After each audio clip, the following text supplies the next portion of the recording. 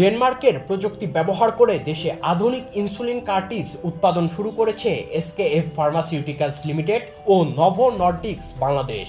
28 April রাজধানীর একটি হোটেলে ডেনমার্ক থেকে প্রযুক্তি হস্তান্তর ও উৎপাদন উদ্বোধনী অনুষ্ঠানে এই ঘোষণা দেওয়া হয়। সংশ্লিষ্টরা বলছেন, স্থায়ীভাবে উৎপাদনের ফলে ডায়াবেটিস রোগীদের জন্য ইনসুলিন প্রাপ্যতা বাড়বে এবং তুলনামূলক কম খরচে চিকিৎসা সেবা পাওয়া সহজ হবে। প্রথমবারের মতো দেশে আন্তর্জাতিক মান বজায় রেখে প্রিমিক্স ও দ্রুত কার্যকর আধুনিক ইনসুলিন কার্টিজ উৎপাদন করা হবে। উৎপাদিত প্রতিটি ব্যাচের গুণগত মান ডেনমার্কে যাচাই করা হবে, যাতে বৈশ্বিক মান বজায় থাকে।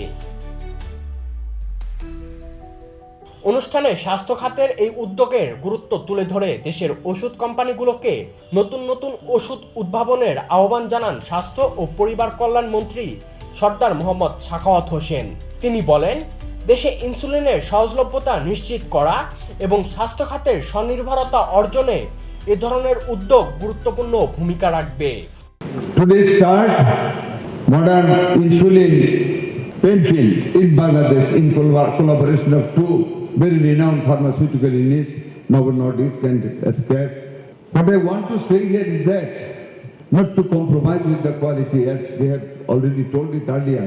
We hear many things, but we don't have to forget is life-saving all the medicines. It is within the periphery of medical ethics, which is tantamount to moral ethics. After God, we hear the doctors. After we hear the doctors, we look towards the medicine to save our life, to get rid of health hazards. So, as not only as the Minister for Health, as a human of this world, I must submit my request to the manufacturing units, or particularly to the manufacturing unit of today's event, that is SKF, those who are a very good reputation in the pharmaceuticals market, not to compromise with the quality of the medicine. স্বাস্থ্য খাতের উন্নয়ন ও দক্ষতা বৃদ্ধিতে Denmark ও বাংলাদেশের মধ্যে শক্তিশালী অংশীদারিত্ব রয়েছে বলে মন্তব্য করেছেন বাংলাদেশের নিযুক্ত ডেনমার্কের রাষ্ট্রদূত Cristiano bricks molar. Today is much more than a launch. It is a statement to the fact that Bangladesh can produce at the highest global standard, and it's a statement of strong Bangladesh-Denmark partnership in this journey. I will keep it brief with three messages. First, congratulations. Second, that you really show today what partnership can deliver. And third, thank you. First of all, congratulations to Bangladesh, congratulations to Novo Nordisk, and congratulations to SKF on a landmark step.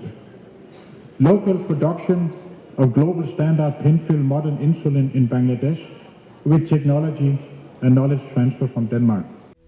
বাংলাদেশে এতদিন আধুনিক insulin আমদানি নির্ভর ছিল।